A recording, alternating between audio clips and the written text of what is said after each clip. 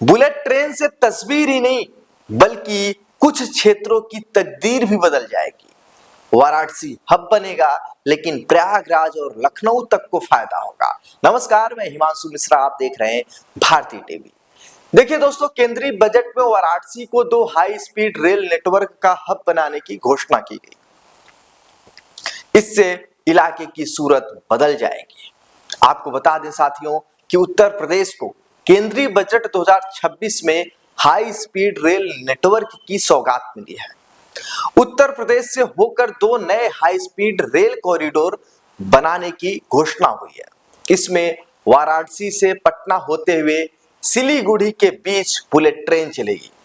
वाराणसी से सिलीगुड़ी मार्ग को वाराणसी से दिल्ली तक जोड़ा जाना है। इसी कारण सिलीगुड़ी से पटना वाराणसी होते हुए दिल्ली तक बुलेट ट्रेन की सुविधा मिलेगी। इसके लिए एलिवेटेड रेल लाइन बिछाया जाएगा।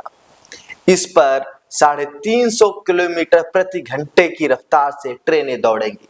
साथ ही Varanasi Siliguri high speed corridor के बंगाल में अंडरग्राउंड होने की बात साथियों सामने आ रही है।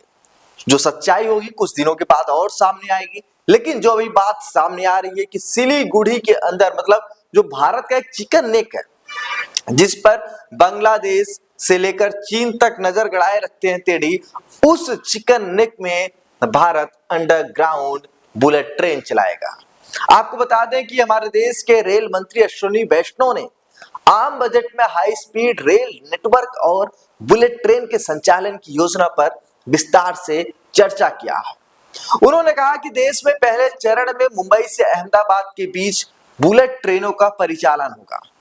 दूसरे चरण में 7 हाई स्पीड रेल कॉरिडोर बनाने की घोषणा हुई है। भविष्य में बुलेट ट्रेन का कॉरिडोर सिलीगुड़ी से गुवाहाटी तक भी जाएगा। समझ सकते हैं, भारत के चिकन नेक से पूर्वोत्तर के राज्यों तक जाएगा। बुलेट ट्रेन से इस प्रकार देश की राजधानी और वाराणसी से नॉर्थ ईस्ट भी जुड़ेगा। इस परियोजना का फायदा प्रयागराज से लखनऊ तक को मिलने की उम्मीद है। इन इलाकों में विकास परियोजनाओं को इससे रफ्तार मिलेगी। आपको साथियों बताते चलें कि दिल्ली से वाराणसी और वाराणसी से सिलीगुड़ी तक 350 किलोमीटर प्रति घंटे की रफ्तार से बुलेट ट्रेनों का परिचालन होने से लोगों को काफी फायदा होगा। हाई स्पीड मोबिलिटी से इस कॉरिडोर में विकास तेज गति से होगा। अभी दिल्ली से वाराणसी पहुंचने में 10 से 10.5 घंटे का समय लगता है। वहीं वाराणसी से सिलीगुड़ी तक सबसे तेज गति का ट्रेन बागमती एक्सप्रेस है।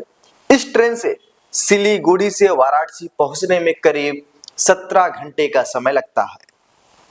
आपको बताते चलें कि बुलेट ट्रेन के परिचालन से वाराणसी से दिल्ली जाने में करीब 4.5 घंटे का समय लगेगा। वहीं वाराणसी से सिलीगुड़ी तक की यात्रा भी 4 से 4.5 घंटे में पूरी की जा सकेगी। ऐसे में देश के पूर्वी भाग से राजधानी तक का सफर आसान हो जाएगा। इसमें वाराणसी एक बड़े नोट के रूप में भूमिका अपनी निभाएगी। आपको बता दें कि जैसे केंद्रीय बजट आया वैसे ही उत्तर प्रदेश के मुख्यमंत्री योगी आदित्यनाथ ने भी वाराणसी को बुलेट ट्रेन से जोड़ने की योजना की सराहना की है। प्रदेश के लगभग अधिकांश हिस्सों तक एक्सप्रेसवे की पहुंच के बाद बुलेट ट्रेनों के परिचालन से रोजगार के नए अवसर, व्यापारिक संस्थानों के विकास और धार्मिक पर्यटन को और बूस्ट मिलने की उम्मीद की जा रही है।